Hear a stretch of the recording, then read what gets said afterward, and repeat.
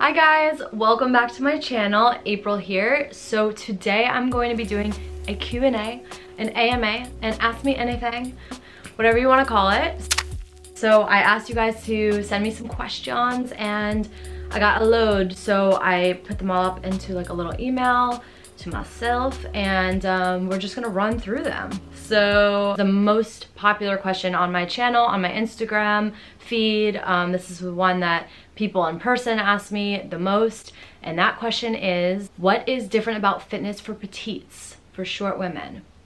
The first part is that height and metabolism are correlated. So the shorter you are, the slower your basal metabolic rate will be, and that is how many calories you burn at rest. I like to say, if you're just Netflix and chilling, if you laid in bed all day, that is your basal metabolic rate.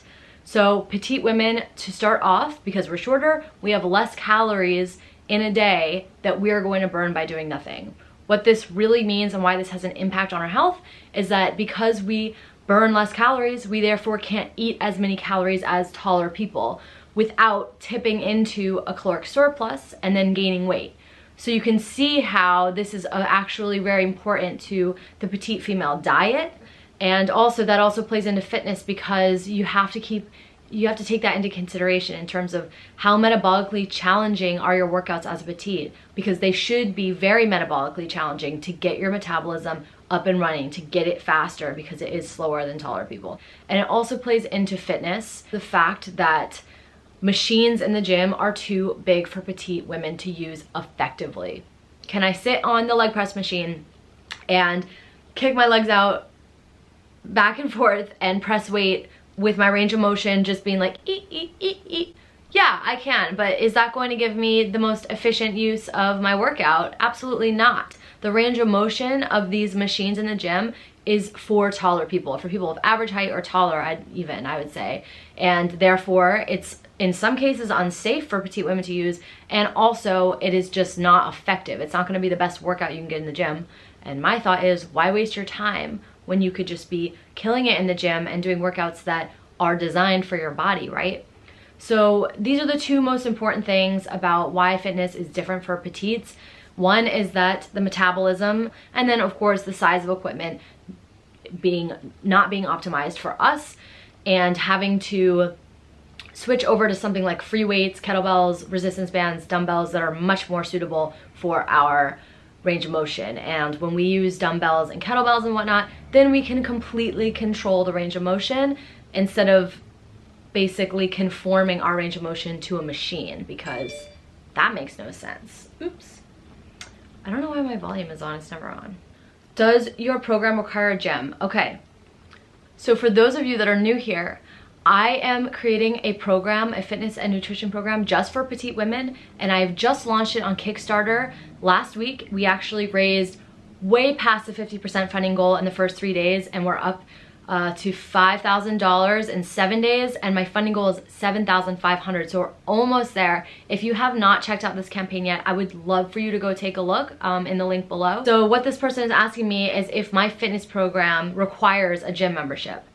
So no, it does not. Although I do recommend that you do your workouts in the gym, because I think that environment can have a really big impact on your results and also keep you accountable. I would say you can also do it at home, because there's an entire section on exercise alternatives to do at home. And because we don't use machines in the plan, for reasons I said earlier, all of the exercises are done with free weights, making it very accessible to do where all you really need are dumbbells and a few other pieces of equipment like resistance bands. Okay, next up.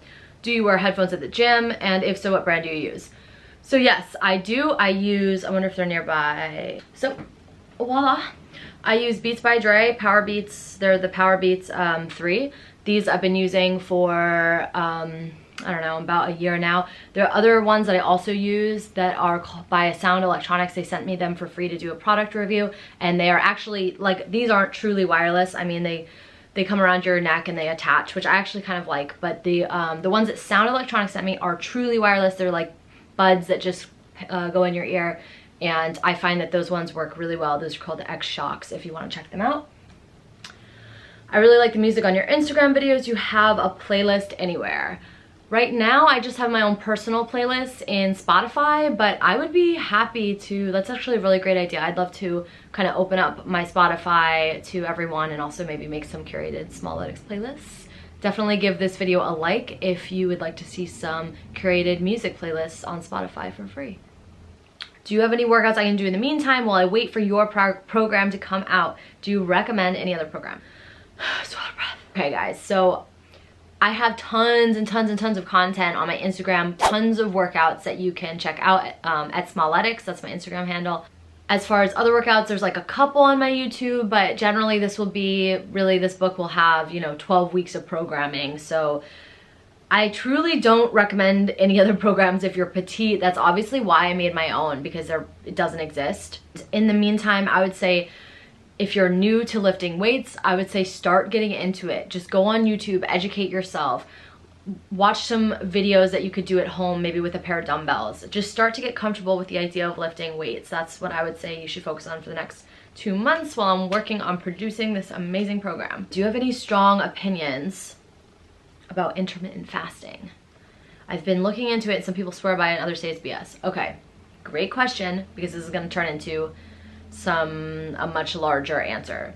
Okay guys, get ready for this piece of knowledge that is going to rock your mind. Every single diet that exists, whether it's keto, intermittent fasting, tracking your macros, if it is, I don't know, some celebrity's diet, all of them do the same thing, and that is they, in some way or another, trick you into eating less calories in a day.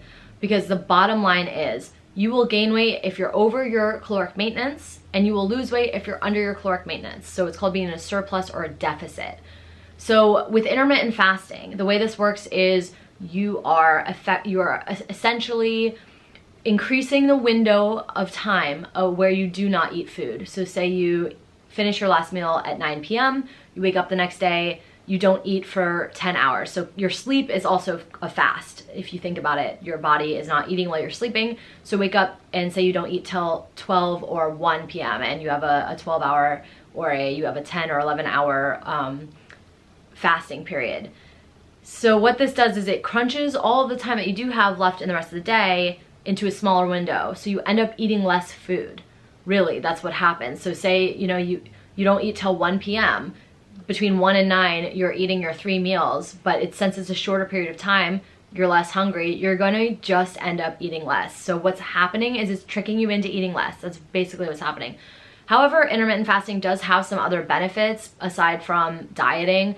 It has been shown scientifically to improve your gut health and increase your gut flora. I personally have never done it. I have lots of friends and other personal trainers and colleagues that have done it and totally swear by it. But it's all what works for you, and each diet is going to use a different strategy to help you get your calories down to below maintenance. And whatever strategy it is that works for you is the one you should stick with, because they're really all doing the same thing, just using different methods. I'm not really petite. I'm actually 5'7" and kind of tall. Would your program still be good for me? Okay, this is a great question because I do have some tall women that like my content and just enjoy my page. So I want to start off by saying that Smalletics is a totally inclusive community, open to everybody. So if you're tall, you are so welcome to be on my page and be a part of the community. That being said, my program is completely tailored to petite women. It speaks to petite women. It speaks to the pain points that we suffer, whether it be in the gym or just general confidence having a small stature. But the principles that I use in my book, they are grounded in science, and because it is a beginner's or intermediate strength training program, I believe, because it's grounded in exercise science, that pretty much anyone would see a good result. They would get results using my program. That said, a lot of the efficacy of a program has to do with if it speaks to you personally, and being that my program speaks to the petite female, it may not resonate with you. But if it does resonate with you, I would say go for it and let me know how it goes. There's nothing in it that would be dangerous for a tall person in any way. It's all still exercise science, strength training, focused on revving up the metabolism. And the areas that it's tailored to petites is mostly in the training modality and ways to get the metabolism up, since us petites do have slower metabolisms. But obviously having a fast metabolism, no matter what your height, would be beneficial. So if it's something you want to check out, I'm not going to say don't do it. But that being said, the whole book won't be speaking to you directly. So that's something to think about. April, I tracked my calories for a while, but ever since seeing calories as a number, it's been really hard for me. I've developed a binge. I end up just wanting to eat everything and feel too full and unproductive after. What can I do to help this? Okay, so binge eating is a disorder, and it's something that a lot of women and men experience. I would say first and foremost, always consult with your doctor. I'm never going to pretend that I'm a doctor and that I can help you with any medical problems that you may be suffering from. I think everyone at some point in their life might have experienced overeating. Of course, binging as a disorder is not just overeating. It is a compulsion to eat everything and finish every meal, even if you're already full. So I can't say that I have suffered from binge eating, so I cannot give you advice on this. The one thing I would say though is that if you found that tracking your macros, tracking your calories triggered this for you, I would suggest never really tracking your macros or not tracking your calories anymore, because it's clearly not helping you achieve that balanced, healthy lifestyle that you are seeking. So I would say that's a good learning moment for you, that counting calories triggered this for you. And this won't be a trigger for everyone, but for some people it can turn into sort of an obsessive thing. Another problem that could have happened is you could have estimated your caloric intake and been pretty inaccurate, which is very common, and then you could have been severely under eating, which almost always leads to binge eating later, because we become so deprived and so hungry and all we think about is food that we end up going and grabbing food. Then we just break our diet, we crash. So I would say that if you're tracking calories and you're hungry all the time, starving, you probably calculated them wrong, and you should reassess or consult a doctor, a health professional, someone that you know knows how to count your calories correctly, and that will also help you avoid the desire to binge when you're tracking your macros. So I hope that helps. I suffer a lot from gymtimidation when it comes to using weights at the gym. Yes, girl. Me too. Everybody that I have spoken to at some point or another has felt this way, especially petite women. So you are not alone. I promise you that. I can remember years ago, before I got into strength training, even when I've been a competitive athlete for 18 years, but I didn't always strength train. I remember that part of the gym just seemed like this foreign country, like the man section that I just was not going to venture into. And when I was first getting into it, I felt at least like everyone was looking at me. It was so uncomfortable. I just felt so exposed. So I totally understand what you're saying. My best advice for you is to still spend time there, even if you're uncomfortable. Because the more time you spend in the man section of the gym, the less aware you're going to be of men looking at you, of kind of feeling insecure. But I'm not saying go in there and do a full workout being uncomfortable. I'm saying a little bit at a time. So go in there, grab a pair of dumbbells in the man section, and then get out of there, turn around, walk around to the corner of the gym, and go do your workout somewhere else where you have some privacy. You can create this nice little environment for yourself, and there's not creepy dudes looking at whatever you're doing and, you know, making comments about your form or whatever, unsolicited things that you don't want to hear. Or even if they're not saying anything and you just still feel bothered.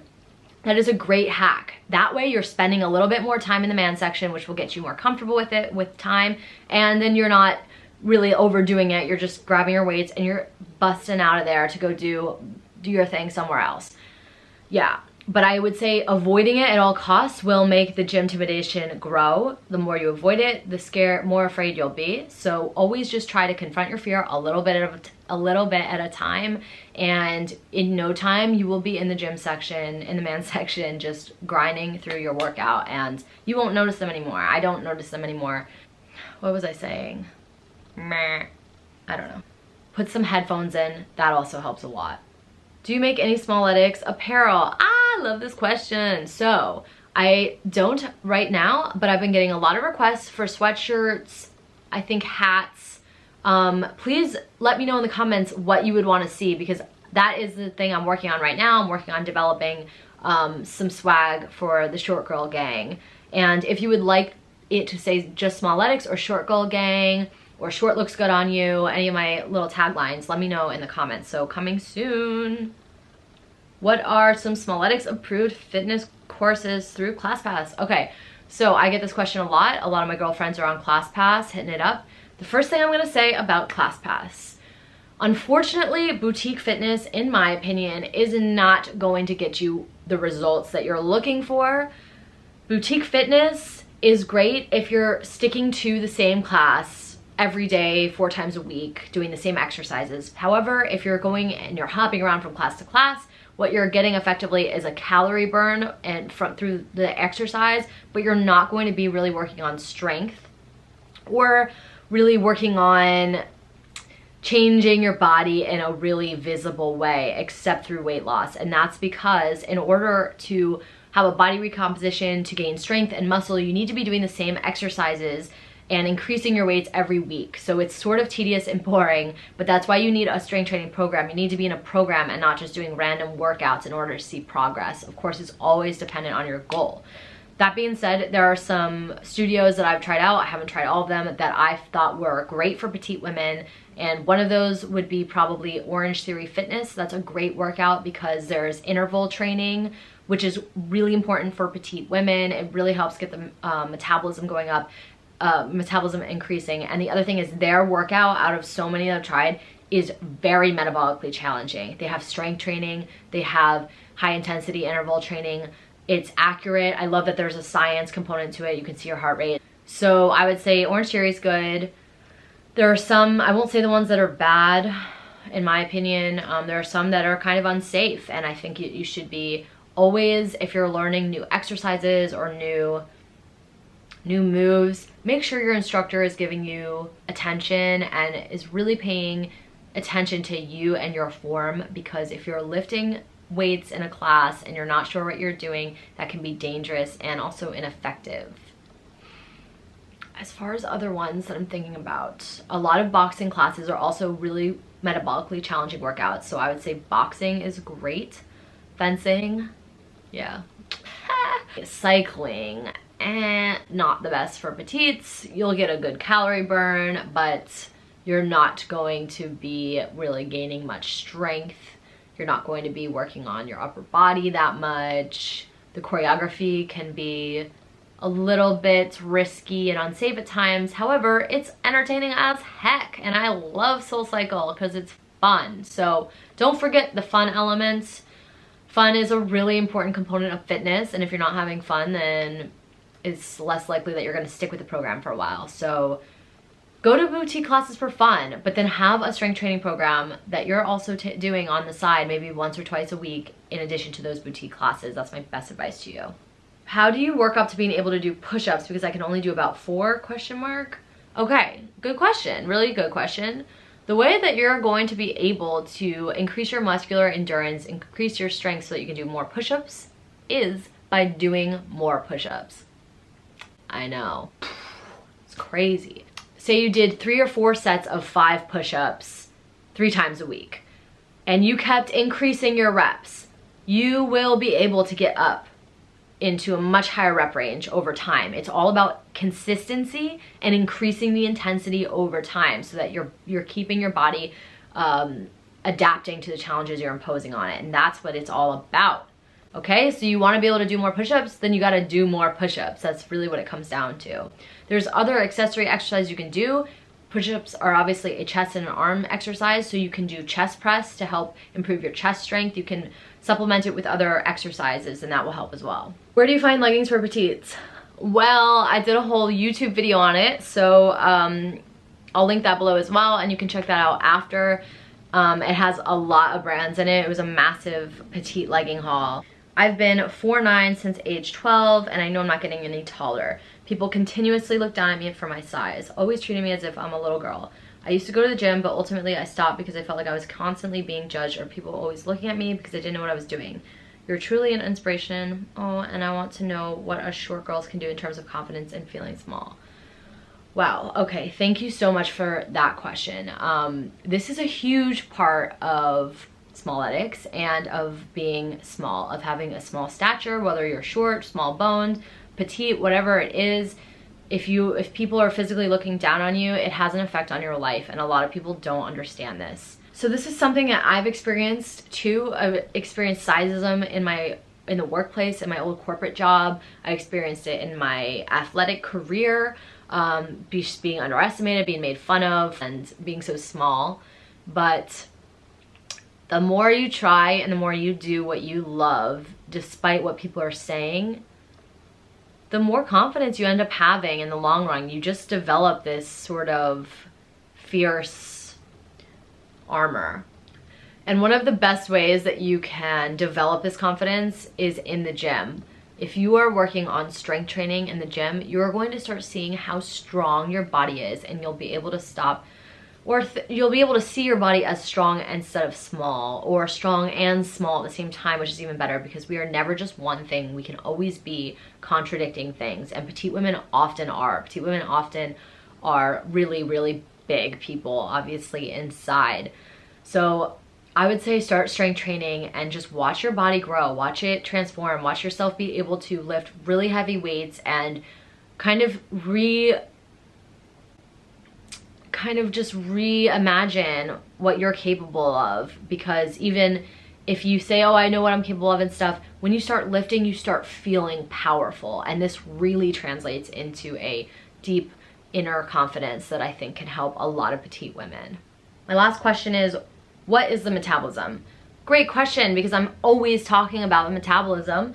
So the metabolism is essentially the set of chemical processes that occur inside your body to sustain your life. What does this really mean? These are basically the processes of breaking down nutrients and turning them into fuel.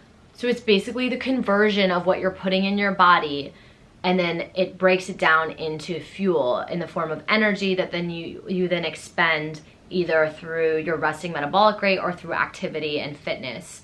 So your metabolism is what sustains you, and if your metabolism is fast, you are essentially able to eat more calories in a day, and if it's slower, then you have less calories in a day that you can play with. And this is when it comes into a really big this is when it becomes really important for petite women, because our height, we are shorter, our metabolisms are slower, and therefore if a sedentary petite woman only has 1,200 calories she can eat in a day, that is like a cheeseburger at some chain restaurants, and she will end up having, I mean, she's not gonna just have that one meal, so then she'll end up really overeating for the rest of the day and have no idea that she's overeating. It can be really easy to just dip into that caloric surplus when you don't have that many calories to begin with. And that's why my program is all about increasing that ceiling for your metabolism so that you can eat more, make gains in the gym, get the amount of nutrients you need to progress and get that, shed that fat off and get your muscle in there. And also muscle burns more calories at rest than fat, which is why strength training is also so important for petite women, because then you're just, if the more muscle you have, the more calories you're just burning doing nothing. And that really contributes to revving up our metabolism as well. Yeah, that's all the questions that I'm gonna get to today. If you have any additional ones, please let me know in the comments below. But this was so fun. I hope you guys enjoyed it. And if you liked this video, please subscribe below to my channel. And yeah, thank you guys for watching. I'll see you next time. Bye.